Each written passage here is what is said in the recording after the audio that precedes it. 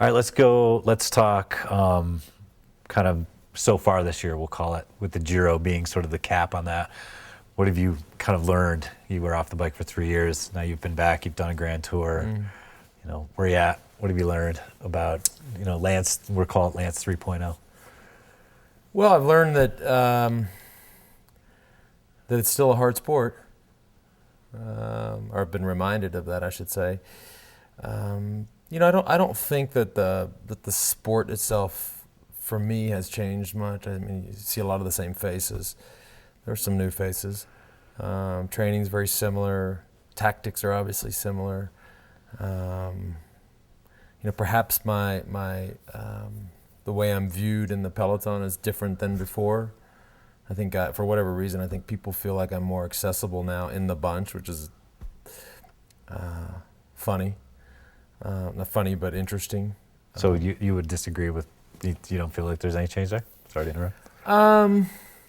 Change in terms of, I don't think, and also I think it's been an interesting year for me. So I've not been in a normal situation where, if I think back to my last bike race, the Tour of 2005, right. You know, all of these experiences. Down Under was nerve-wracking, and it was a re-entry into the sport, and it had with that a lot of emotion and a lot of nerves. You know, then the crash in Castilla y León, which for me, again, a new experience. I'd never been in the ditch, never laid on the ground, right. Never been put in the back of an ambulance, never. All of those things that go on there, I'd never experienced that. Tour of California, I'd never had the opportunity to do. Other races like it, like Georgia and other races in DuPont and other races in the States, but never that race.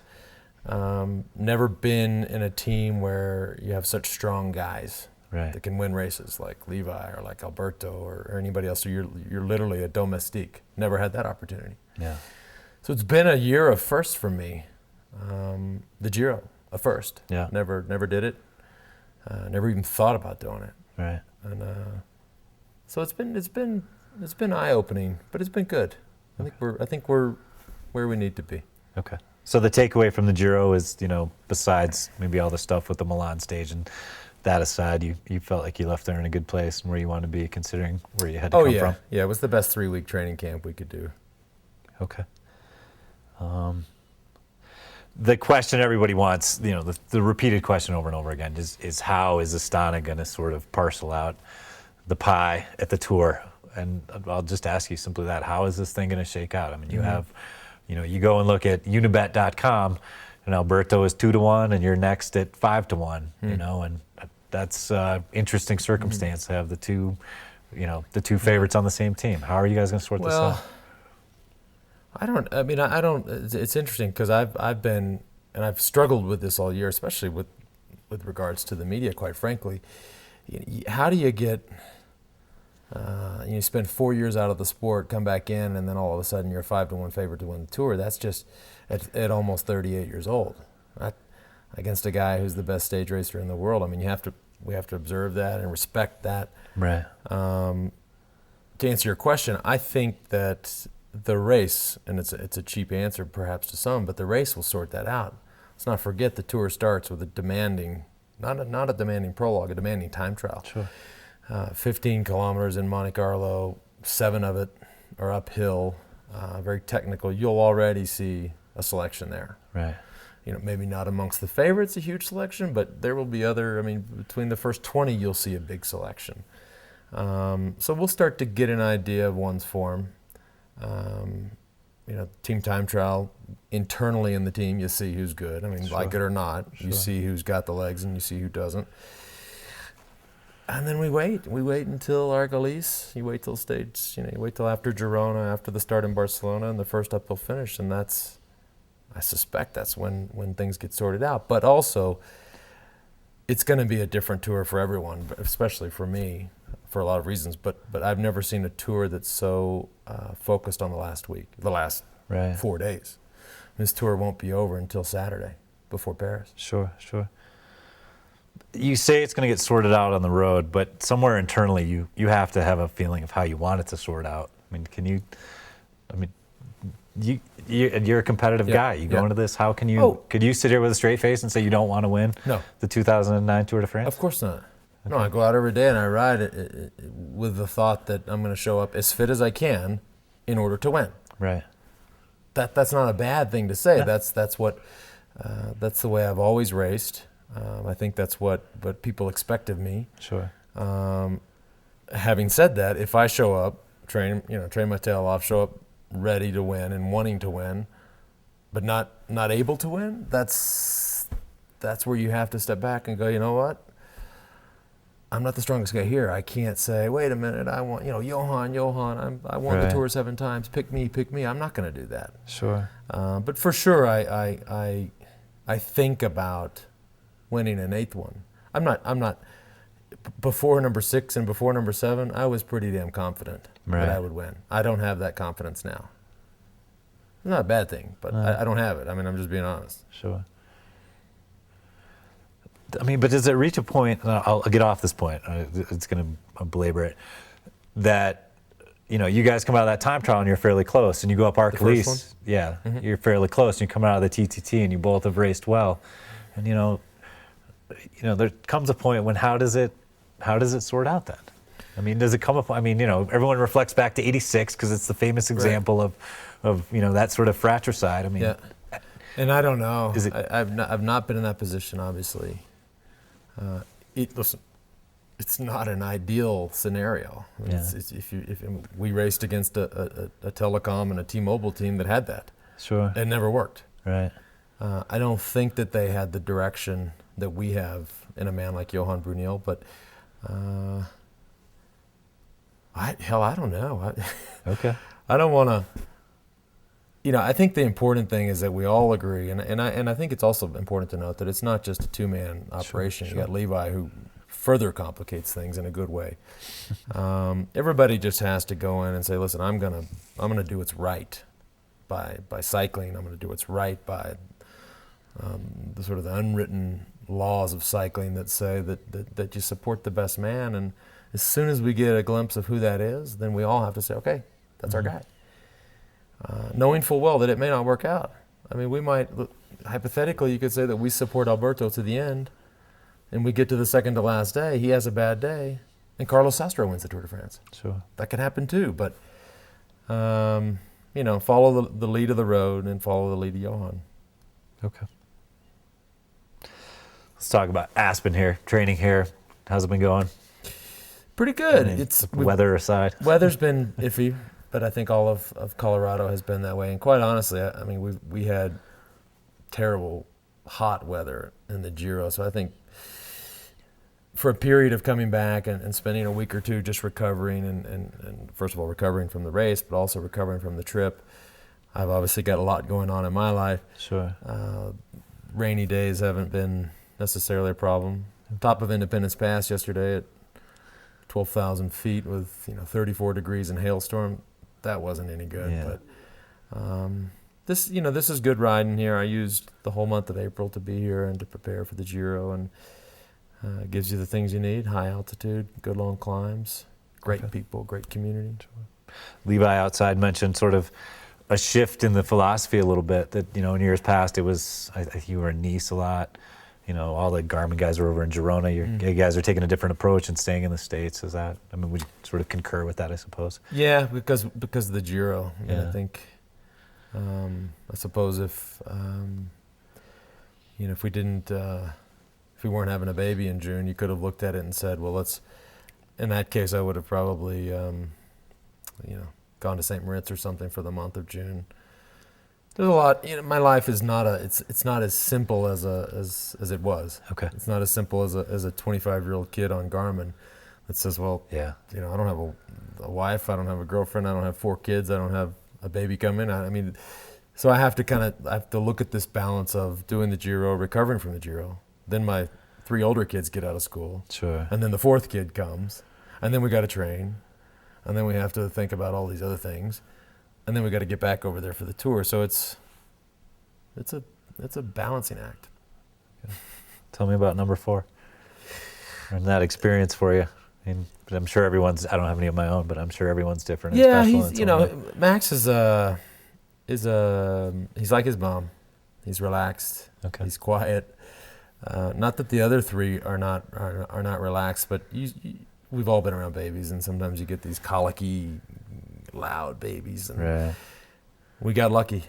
That's all I can say. I mean, he's very, very mild in terms of his personality, and I think he gives a cry every now and again, but only for good reasons. Okay. But yeah, I don't see any wood around here, but knock on wood. I'm going to run through your rivals, or Astana's rivals for the tour, and if you could just, kind of give me a sort of back of the baseball card, if you will. Carlos Sastre, you raced against him at the Giro. I saw him up close. Yep. He won the Tour last year. He's obviously a talented bike racer. Why can he beat you guys at the Tour, and why can you beat him? Obviously, the defending champion. With that comes a bit of pressure. Way better than I think anybody expected.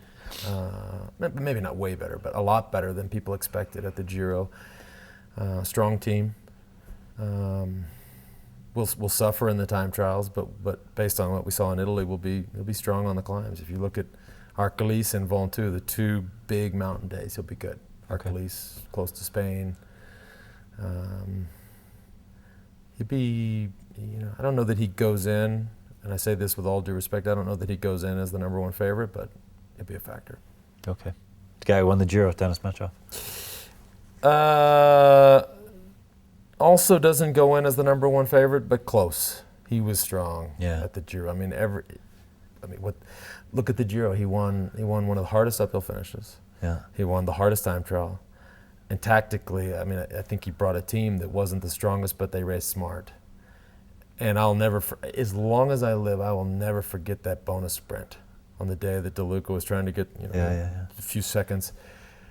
When that came over the radio that he actually beat DeLuca in that sprint, I thought this guy's just put him on the table. Okay, you don't see that often in a bike rider, and the hard part for him will be emotionally recovering from the Giro and then getting back up for the Tour. Not that it's impossible, but could be tough. But we're not letting him in any breaks. Okay. Andy Schleck. Know very little about Andy Schleck. Okay. Raced with him very little before, and I've raced very little with him this year, and didn't study the Tour footage from last year that closely when apparently he was strong. He's, I suspect if Johan and I lost a guy like Contador on the team, that'd be the first guy we'd take. Okay, fair enough. Cadel Evans. Based on the Dauphiné, I think he goes in as the number one favorite because of the way he was time trialing, and he showed some different style in the mountains than we've seen before. He was somewhat aggressive. He was pulling a lot. He was, you could knock his team. I mean, you could say he doesn't have a very good team, or you could even say he has a bad team. But the day that I watched, the hard day up the Madeleine, he was the only guy with a teammate with him, and so I think that says a lot. And been close. Yeah. He and Alberto, I think, are the biggest favorites. Okay. I'll end it on this one. Christian Vanderveld, old teammate of yours, probably a good friend. Yeah, good guy. We'll see how he recovers from that crash. I've communicated with him a little bit. Seems like he's doing better. I believe he's in Switzerland right now, but I'm not exactly sure. Fourth in the Tour last year. Complete rider, has the ability to time trial very well, can climb well enough to stay within reach, has experience, and certainly will be motivated. Just a question of how he recovers from that crash. Crash was a bad crash. Yeah. I mean, we were going fast, and it was not a good time to crash. It was scary. Okay. Can we run through some stages real quick? I know you got a cheat sheet there if you want it. To me, there's only 4 stages in the Tour, so surprise me with the other 4. Okay. Well, we'll start on. It's on page 48, and it is the Monaco time trial. And if you... Yeah, so this is, it'll be decisive. It's the interesting thing is that it immediately starts uphill. I mean, I know I've lived in Nice for years and years and was just back there in March. Out of the blocks, you're back up, you're up towards the casino. It's, if you've watched the Grand Prix, the Formula One Grand Prix, you've seen it. Really stair steps all the way up. Okay. And then it's a super fast almost technical downhill because you're going to go so fast. They're going to be going 50 miles an hour. Do they stay in the bars? And there's some turns and. A guy like Levi, a guy like Contador would be good, but we saw what Cancellara did in Switzerland. Mm-hmm. I mean, he's obviously focused on that. He'll be strong. Cadell be good. The GC guys, what kind of gaps could we see between the good time trialists and the bad ones in a TT of this length? From the best one, Sure, let's say from, let's First call to it 100? Cadell the best to, Cadell to who's the weakest time trialist among the favorites, Sastre, we'll say. Or, what do you think? What kind of time gaps could we see there, you think? ooh, I'm going to go out on a limb and say certainly more than 30 seconds. Okay. It might be 45. Yeah.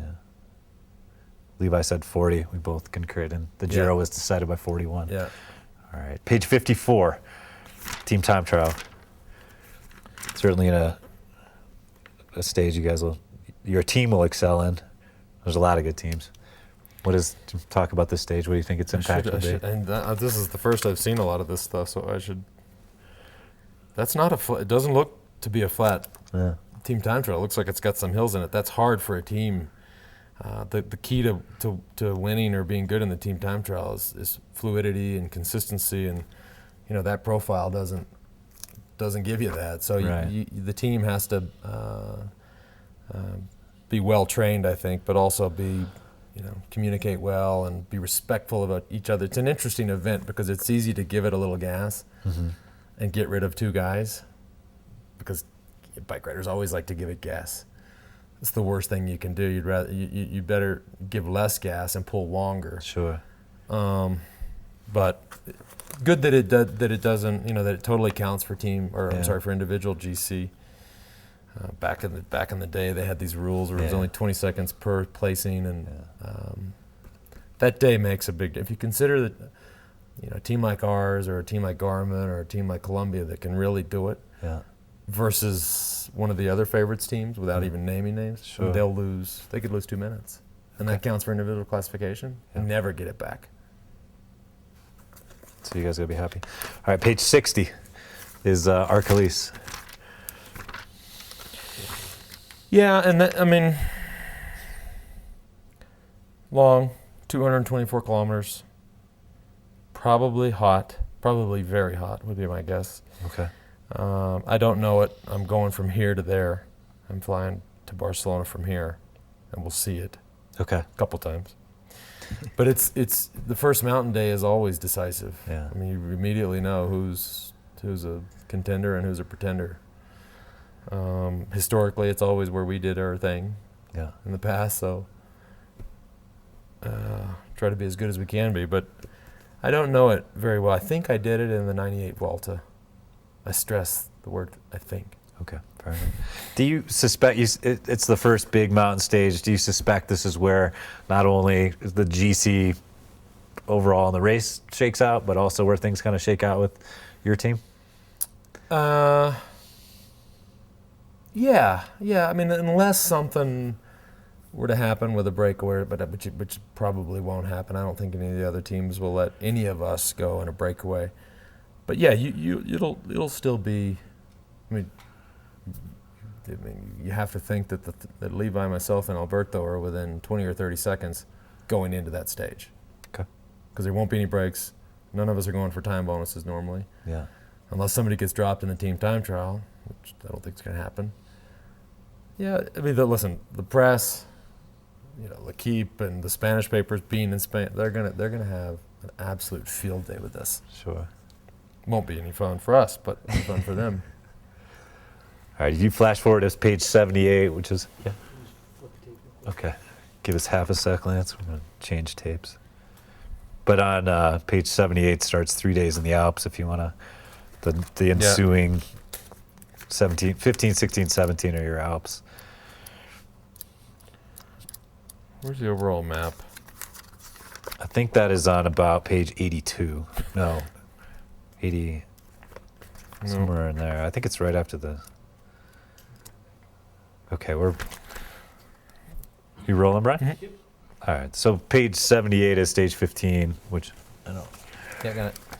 You've got it. And that's our first day in the Alps. Yeah, I don't know any of these climbs, and quite honestly, I don't know that I'm going to have the opportunity to go see them. Okay. So Verbier, we have a Swiss guy on our team who knows it very well.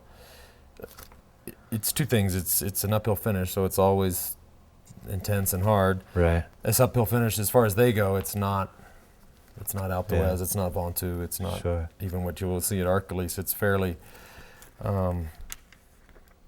easy compared to those. Okay. But it an uphill finish is an uphill finish. You've got to be up there. How disadvantageous is it for you not to have seen it before? I mean, does that bother you going in? Does that make you more nervous on that day than on the Arcalise day when you're going to have ridden it a few times? It's not ideal.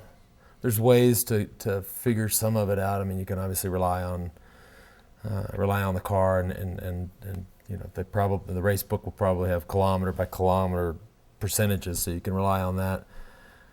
Oddly enough, I mean, something like the deluxe version of Google Earth, you can see a lot. Okay. I mean, you can take that mountain and completely turn it on its side and watch the whole mountain if you wanted to go, which I probably do. Okay.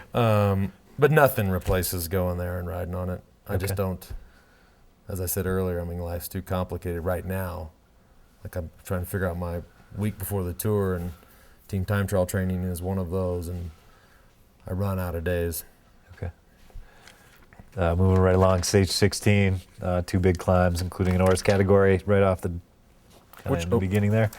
It's the double St. Bernard, we'll call it.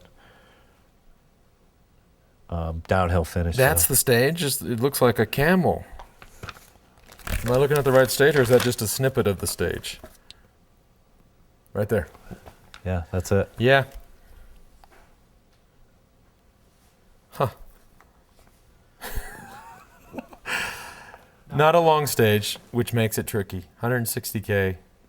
It's either going up or going down. That'll be a hard stage. Probably, first one's a horse category, next one's only category 1. I say only. Right. High. Wow, I'm in the first climb, almost 2,500 meters. It's very high for Europe.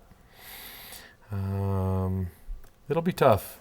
Short stages are tough, man. People are aggressive. They take risks early on, flyers, and that stresses out a team. It'll be a hard day. I don't think it makes or breaks the tour, but it'll be tough.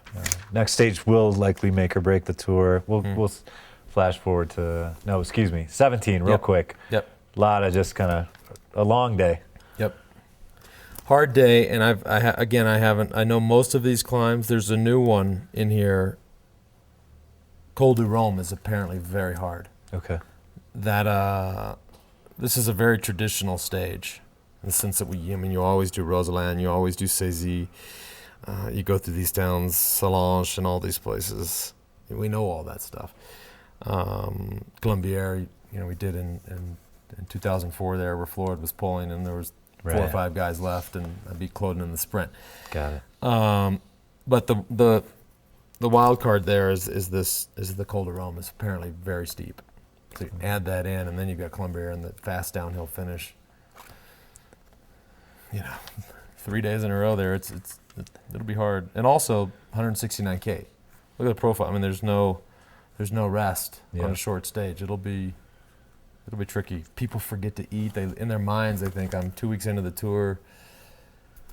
It's a short stage, and then you forget to eat, and next thing you know, you're losing minutes. Okay. It's happened to me once. Okay, 2 more. Stage 18, the lone. Well, we count Monaco. Yep. The other time trial. Not as long as some of the ones that you raced in your shorter your than. string. Yeah, this tour I think obviously has less time trial kilometers. 55 total kilometers. That's significantly less than what we would have done in the past. What can you say? I mean, it looks relatively flat. Beautiful area. Yeah. That lake looks like the ocean. It's so pretty.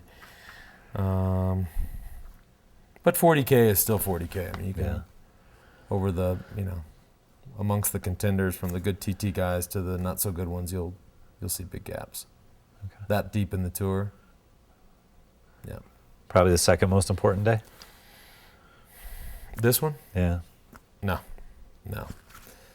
Ventoux the most important. Well, I'd say Ventoux the first, so Yeah. I would say Arcalise is second. Okay.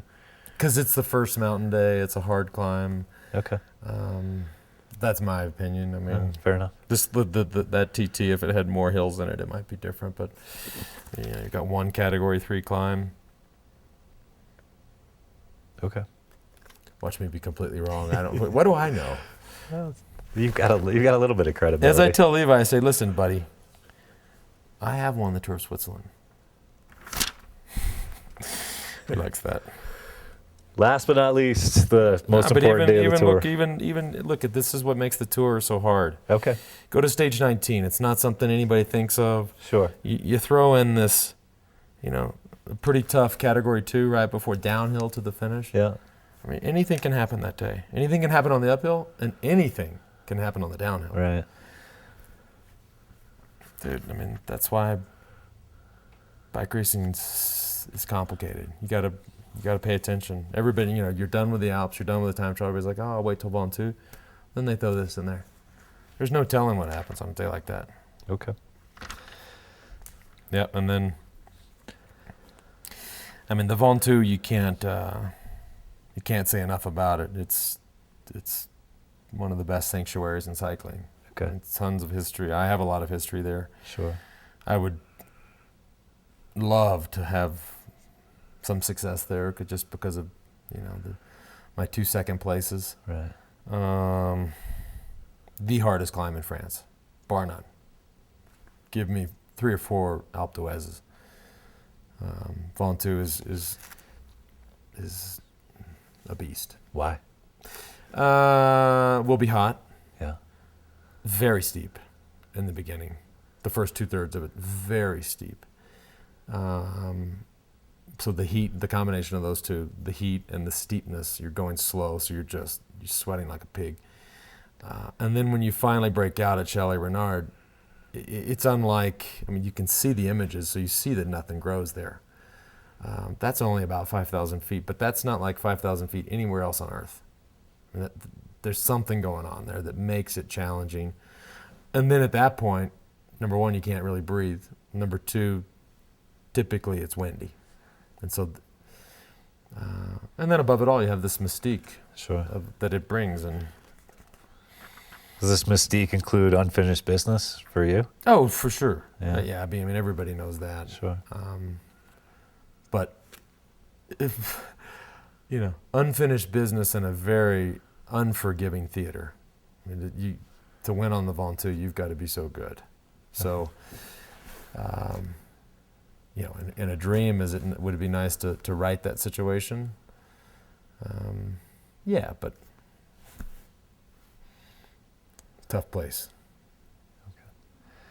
The last sort of specific I'll ask you here is, I don't know if you're a betting man, or want into the game of predictions, but you want to throw me a final podium? No, I don't. No. We'll have somebody on the podium. We might have 2 people on the podium. Yeah. It seems real possible. Yeah. But look at the list that we all know. You and me and the audience knows. Between the 3 of us and Cadell and Menchov and Sastre and the Schleck brothers, and there's going to be others. There's going to be people that come up and surprise. So it's going to be hot. And to me, the other thing I'll say is racing's been aggressive this year. I go to these races. Down Under was supposed to be this where everybody drinks beer at night and has a laugh and takes it easy the next day. They raced hard every day, and everybody was in bed at 8 p.m. Right. The Giro, everybody talked about how easy it is. Piano. And then we'll race at the end. They were flying from kilometer 0 every day. Okay. So I think the Tour will be aggressive. Okay. Totally shift gears. I'm almost done here, I promise. We're doing some stuff with Trek for it as we're building into our Velo Center show. I just sort of, in a sort of amorphous way, ask you to talk a little bit about the success you've had with Trek and working with their products and the way they've been able to. One of the things we're going to do is sort of their engineering prowess. We'll call that the subject of this story. If you could speak to that a little bit. Yeah, they've been. I mean, I've been with them a long time. This is my, I don't know, my 12th year, and I've seen the bikes evolve. I mean, I've seen it evolve from the road bike we rode, I mean, the original OCLV in 1999, which was 20 or 21 pounds, Right. down to the Madone, which you'll see a new Madone at the Tour, that'll be right on the limit. Right. And as we all know, you saw in 1999 a time trial bike that was not a Trek, because there wasn't one. Right. To the time trial bike that you'll see at this Tour will absolutely blow everything out of the water. Okay. Still have to pedal it, unfortunately. But that, I find it hard to believe that any bike is faster in the tunnel, and that's because of their attitude, because of their willingness to listen. I mean, I think they really listen to us. They listen to the riders. They listen to the athletes. They listen to what we want and what we like and what we dislike, all the way down to the paint job. I mean, for me, it's been a great partnership, a great relationship, and you know, I'll be sitting on a Trek for the rest of my life, actually. But I'm proud of the stuff they've done, and it's interesting. I mean, obviously they would have had these new bikes for this Right. Tour, with or without me. Sure. But I'm proud that I actually get to, you know, to be in the race and sit on them and see how they go. Okay. I'll call this the last one, and that's sort of an all-encompassing question. I want to give you sort of Pat McQuaid's job for a day. Yep. Oh. And tell me. What's worse, that or Barack Obama's job? We'll talk politics, in 10 years from now. Give me 3 things that you think, that you would go after in terms of trying to kind of right a ship that it occasionally has been listing pretty badly. I think it's in a better place than it was a couple years ago. What kind of things do you think need to be, whether it's, biological passport, I mean, there's a lot of different things that we could talk about here. Yeah, So I'll let you give you the floor. It's very difficult to say, and first of all, I don't want that job. Okay. Yeah, I mean, he's in a tough position. Cycling's in a tough position, and I don't have those 3 things. I mean, we could debate a lot of different things. Cycling has continued to evolve and continued to try harder and harder, and make bigger and bigger efforts. And I watch these things. I watched it as a fan or as a spectator for 4 years, and and as we announced new initiatives and with regards to the fight against doping, did new things to catch dirty riders. You caught them, which created a bad story, and it just kept these bad stories going. And the more we tried, the more people we caught. And along the way, of course, we were trying harder because we wanted credit. Cycling wanted credit. We wanted the press of the world and the people of the world to stand up and go, hats off to you. You've done more than soccer. You've done more than track and field, swimming, triathlon, anybody. We never got that. The biological passport is a perfect example. I think a lot of people in the beginning, and still some today, heralded that as sort of a real breakthrough, where impossible for people to manipulate their blood and manipulate all these things. And then it takes one guy like Bernard Cole to come along and say, well, the biological passport actually enabled me to cut corners. And so now you have this, in the past, obviously cycling has this faction of haters that love to hate on everything. Now the haters are hating on each other because they were saying, why didn't you do this sooner? And now they're going to say, well, look at what you've done. You've created a way for these guys to figure out a way to get around the system. Very, very challenging, and in the end, not good. No. Not good for the teams, not good for global sponsorship. I can tell you, we deal in that world. You combine that reputation in the boardrooms of America with the global economy, and it is hella hard to put together a team. I don't know the answer there, honestly. I mean, I think the riders have to be more unified. I've spoke to that a lot. I mean, I really believe that. I think the riders, the body of riders should be the most powerful people in the sport. Other people, the organizers, the press, the UCI, they don't want to hear that. But I think that, like other sports, we should have the most power. Okay. I think that there has to be unity amongst the UCI, the governing body, and the big events. And in a lot of ways, I think, as much as I love the Tour and as much as I respect it, and I do know and think that it's the greatest bike race in the world, it needs to be less great. It needs, for the well-being of the sport, it needs to come down a level. And the other sports have to come up a level. It's one of the reasons I've raced all around the world, and if I race next year, I'll continue to take it even farther. I mean, races like the Tour of California or the Tour of Gila or races in South America or China or Russia, they have to come up.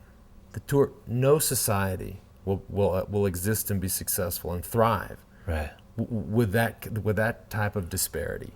And in cycling, you cannot argue that from the Tour down to an event that struggles to stay alive every year, that's an issue of disparity. Mm-hmm. And we can't go on like that. And so somehow these things have to come up. And there could be a lot of approaches. I mean, you could say, well, why aren't all the three big Grand Tours 2-week races? Make the Giro 2 weeks, make the Vuelta Sure. 2 weeks, and make the Tour 2 weeks. And let some guy try to win them all. They all lose a week, Sure. but I think it levels their playing. So, while we all sit back and say, we got to level the playing field for the riders, I think you also have to level a lot of playing fields. Yeah. And but hell, complicated sport, a lot of problems, but I love it. I'm back doing it. And every day you hear about somebody talking about how cycling's going to die. That's a bunch of bullshit. Cycling ain't dying. This sport's been around a long time. And these guys, there's been guys cutting corners for 100 years. And we're still here, you're still here, I'm still here, we're still talking about it. It's a billion-dollar industry. Cycling's not going anywhere. Okay. Thank goodness. That's a pretty sweeping, good finishing statement, but I always ask, is there anything else you want to add to this conversation that you feel like we haven't touched on or that you feel hasn't been heard lately, or messages you have? No, it's been I've stopped reading a lot. I mean, I read the sites, I read you guys, I read Cycling News, but I stopped reading. And if the paper that falls on my doorstep, I read. But outside of that, I don't pay much attention. It was driving me crazy, and it's cool to be around. I mean, I think cycling's a sport that's hard to understand sometimes. Yeah. That's where I got frustrated at the Giro because, and everybody started calling it a press boycott. I don't know that it was a boycott. I was frustrated. I was sick of standing there answering just the dumbest questions over and over. I'm like, come on, you're gonna travel halfway around the world to ask that question? No. But we're looking forward to the Tour. I mean, I think that's the headline, and it could be. I guess we'll see what happens in the next week. It would be an interesting situation with Astana and how that shakes out. Right. Can you enlighten us there at all? Well, is the jersey still in flux? Can I ask you like that? Yeah. It is. Okay. And all these guys are sitting there waiting, to know what to do. Do they repaint the trucks? Right. Does Trek repaint the bikes? Who makes new jerseys? Do we not make new jerseys? I mean, there's, and I don't know the answer. It's in the hands of the UCI and the Pro Tour License Commission. We don't know, but it needs to be resolved, and they know that. They know that if they're not going to pay, we've got to go forward with people that will pay, and we've got 2.5 weeks, 3 weeks until the Tour, and Do you have some people that will pay if you need them? Oh, if we need to, absolutely. No, that the switch. The funding for the switch is ready, but we don't have the license. I mean, they own the license. Okay. That's really the extent. That part of it, I know. What will happen with the license commission, I have no idea. So they could say, no, we trust the Kazakhs, and that would be fine too. I mean, I just want a decision. Right. I want to know we're riding those, and let's get the hell down the road here so we can not worry about it and not be asked about it. I had one other thing. Are you happy with the Trek Livestrong thing? I mean, a little bit. I mean, that's been a kind of a new and interesting it's been sidelight for you. And that's. I mean, that was not a. I mean, that's a big program. Yeah. It's, dozen riders, travels all over the world, and I think Trek deserves a lot of credit for that because that was one phone call. I mean, when I wanted to come back, what do I want to do? I mean, I have to. Obviously take my foundation's message around the world, but wouldn't it be cool to build something for young riders and give them a place, an environment that they can grow in and develop in and really learn bike racing the way that we, Axel, myself, Bart, the guys that run the team, feel like it should be done. 5 minutes with John Burke. I said, John, you got to do this. Right. And it was literally 5 minutes for a fairly significant commitment. Sure. Taylor, I mean, listen, the guy could almost retire on those results. You know, a world champion in the pursuit, third fastest time of all time at 18 years old. Wins the U23 Paris-Roubaix at 18 years old. So he's racing with 23-year-olds, which is a big difference. Sure. Obviously born with all the genes in the world that he could ever imagine. And a good kid. He's a strong character, which I think will make him strong going forward. And his parents are spot on. I mean, I'm proud of that team. It's cool to race with them at Gila. See him in the race. Right. Funny. I'm nervous. I'd be nervous too. You alluded to next year. We're going to Nevada City. How about that? Levi tell you that? No. Yeah. What is that? Next weekend. It's an American Classic. Tour de Nez? No, is Nevada City. It's next Sunday, Father's Day. Okay. I got second in 1990. I figured, 19 years is time to go back. Next year, I don't know. I don't know about next year. Okay. There were plenty of days in the Giro where I wondered why I came off the beach I was on, but I'm in a good place now. And if we get the team's situation figured out, I'd do it again. Yeah. Without committing. I don't know that I would commit to the tour. Too much pressure, too many expectations. But I'd love to go back to Australia, and I'd love to, to race Qatar. I mean, from the foundation's perspective, there's places I can go. Sure. That really help us. Right. If you went to Argentina, again to down under, you hear of races starting up in Oman or in China, I'd go. I mean, those are places where if I show up, things happen. Sure. For whatever reason, not just from a cycling perspective, but from a political perspective or from our fellow charities in those places. Good stuff happens. So it makes it worth it. That's cool. What about the rest of this year? Back to Leadville and. Yeah, I mean, this is all a build-up for Leadville. Honestly. Somebody's got to beat Weeds. Levi talks more shit about Leadville than he does about the tour. I'm like, dude, you better step off me when it comes to Leadville. We got to worry about Weens. Yeah. Weens, I hear Weens is killing himself. I think with a good group of guys, we can get close to 6 hours. There's going to be some good guys there this year. If we go out hard, Levi going to be there. We can get down there. We'll smash the record, conditions permitting. But. Sure. And then Tour of Ireland, which is just after that. Our global summit is right on the heels of Tour of Ireland. Okay. Just on the foundations side, we have about 250 global commitments. All the way from local NGOs or local charities and obscure places, all the way up to the millions of dollars that the Jordanians have committed in Jordan. I mean, it's been a smashing success from our standpoint. Okay. And then I think there's still a question of whether or not to go to the national championships in Greenville. Here the course is hard. Love to go. Sure. Levi's trying to talk me into it. Of course, he wants more teammates. Sure. George's backyard. Go. George's backyard. Mm-hmm. So, and then we'll see. And then the season needs to be done for me. And that's right when school starts back up, and I've got to go back to carpool duty. There you go. Do you get enough sleep? Yeah. Right now? Yeah, just in general. Oh yeah, the life you live. I sleep 8 hours every night. Anna's she's amazing. I mean, with a baby. Yeah. But she knows that. I mean, it's not necessarily a great excuse, but if you've got the tour in 3 weeks and you've got to do a 7-hour ride the next day, sure. She totally understands. It's very cool. Are your days scheduled to the minute? Yeah. Yeah. But not like they used to be. Okay. The last 4 years, they were even more scheduled. Cycling has provided me the opportunity you do get to be left alone more than I would have. People know you have to train. People know you have to recover. People know you have to be left alone, basically. and thus the reason for the comeback. I just wanted to be left alone.